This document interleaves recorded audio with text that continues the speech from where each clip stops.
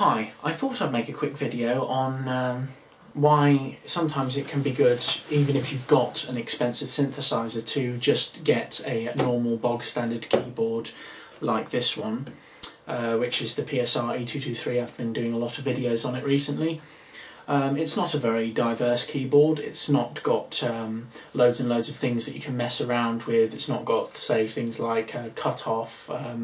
It doesn't have extensive amounts of different reverb settings. It's just got a basic sort of reverb. Although you can add quite a powerful chorus to instruments, making them sound quite awesome. But there's a main reason why I have one of these in my bedroom instead of my big Juno DI synthesizer, which I've got in the garage, or the Roland Gaia, which is currently I'm on loan to one of my friends. The reason I keep this in my room is it's a good one to mess around with, and it doesn't take up a lot of room because I don't need an amplifier in the room with it as well. So it's just good to have a small keyboard to mess around with in the room, if I want to mess around with it. Now, one of the reasons that I would say it's good to have a keyboard like this is that if you're messing around a lot on a synthesizer, you can knacker the keys up if you overuse it. I mean, the lifetime on the Juno DI's synthesizer keys is apparently something like 50,000 presses, and that sounds like a lot, but if you're doing like all the time, you can knacker the keys out, especially if you're really digging in with them. I haven't turned this one on at the moment. I'm gonna turn it on in a moment, you know, just to put some stuff out there, but yeah, it's good to have one of these. Another good reason is in terms of sound and creating sound, using chords, that sort of thing. If, like me, you've not been classically trained in making amazing sound with a piano, for example. I haven't really had any piano training. I started off a keyboard just so that I could play Jack Van Halen's Jump, moved on to the Doctor Who theme, and then moved into making stuff for film. So it's quite big leaps here and there, but you know, that's how it sort of worked. And basically the reason I would use this one to create the skeleton for a song over a synthesizer is you don't have all of the little intricacies of sound which can distract you from the sort of notes that you're playing. I mean, what may sound good on a basic scale may sound not so good on the synthesizer because it's got detune and different things which can mess up sounds using the original presets. So what you get out of this, whilst you don't get an amazing sound, you get a pure sound in its basic format, and you can work with that to create a beautiful sound. I mean, you can still make a decent thing out of presets. For example, if I just turn on the synthesizer now, the volume isn't too offensive so the neighbours won't complain. I just press the portable grand piano button. I'm going to press the reverb button to turn the reverb off, so you've just got a plain piano sound. Not very impressive, is it? But you've got your standard drum loops as well. This one's tempo starts off at 092, although it could be upgraded. I believe that the more popular tempos are something about 120, although I'll leave this one on 92, and we'll see what we can get out of just a basic piano sound, which isn't even an amazing piano sound.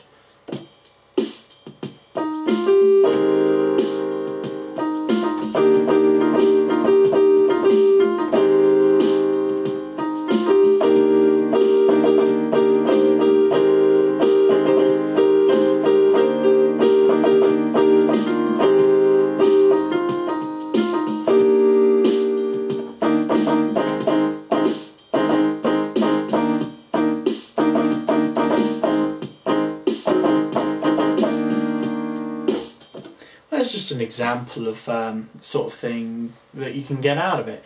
And on a synthesizer, you're not getting a basic sound from the keys. You're getting, a lot of the time, especially when you're using the presets, you're getting slightly different sounds to what you would expect normally.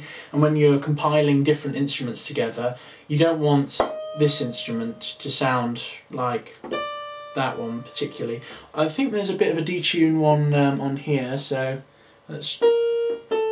No, it's not quite up to scratch. It just takes it up and down a note. Although...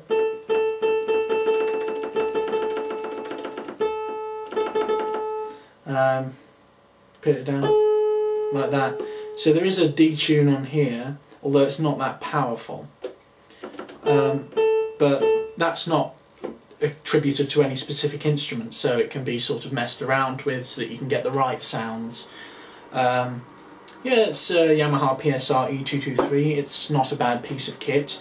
I mean, it doesn't sound absolutely amazing, but you can get some amazing sounds. For example, 015, which is the accordion. Turn reverb on. What we'll do is we'll add a bit of chorus. Gonna add some more reverb all the way up to 127 for both of them. Not gonna add any sustain on. I'd prefer to have a pedal for this for the sustain function. I'm gonna drop it octaves, 2 octaves for growly stuff.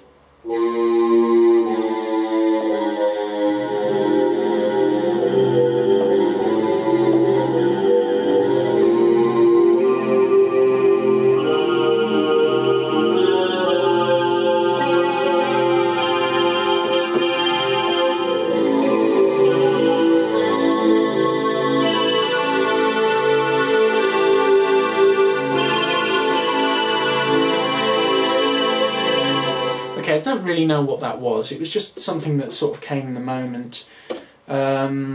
You've got your... hang on. You've got your synthy brass, which are quite... ones which I like, which are the 63 ones, which are... well, they sound a lot better with stuff. As I said, I started off trying to play jump, which... I never became particularly proficient with it, but you can also get the saw, which is the one which they use for that, I believe. Although you can, on the synthesizer, you'll have super saw, which is basically a saw with a lot of chorus added to it. I'm going to drop an octave to add awesome. Right, so...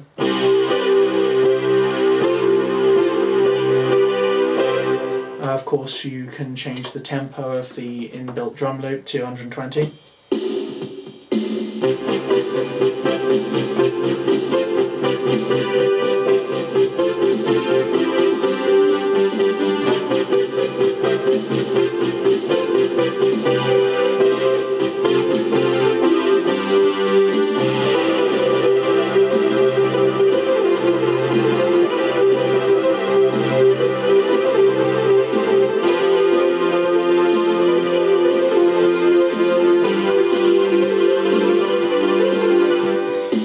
As you can tell, I haven't been practicing that one in a while, but it gives you an example of the sort of thick sounds that you can get out of a little beast like this.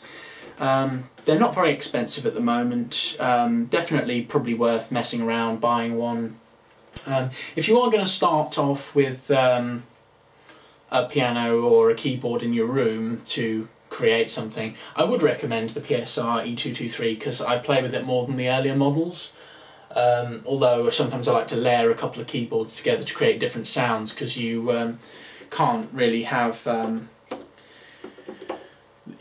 lot coming out of the this at once. You can't really, as far as I can figure out, you can't get dual sound settings, at least not through any normal sort of dual sound setting thing. It's a good keyboard to play around with. I mean,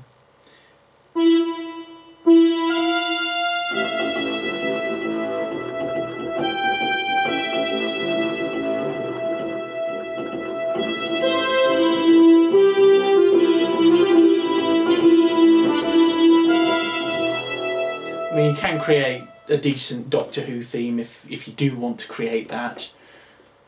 There's loads and loads of different types of things. I like the rain one.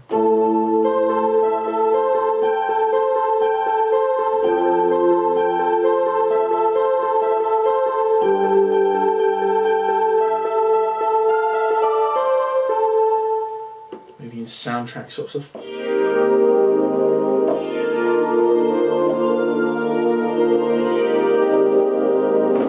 So there are wide ranges of different sounds. So there's a lot to play with this one. And you'll have everything that's on here on a synthesizer anyway, like the Juno DI. It's just here you've got it in a pure format. You can play it without reverb so that things aren't distorted, and it's easy to sort of set it up so that it doesn't play with all of the detune, the reverb and all of the other problems that will come with it. Anyway, that's just a reasonable demonstration of why it's good to have one of these as well, because you really don't want to knacker out your keys, and it will give you a good pure sound. I hope that's been helpful to you. Take care and have a good day.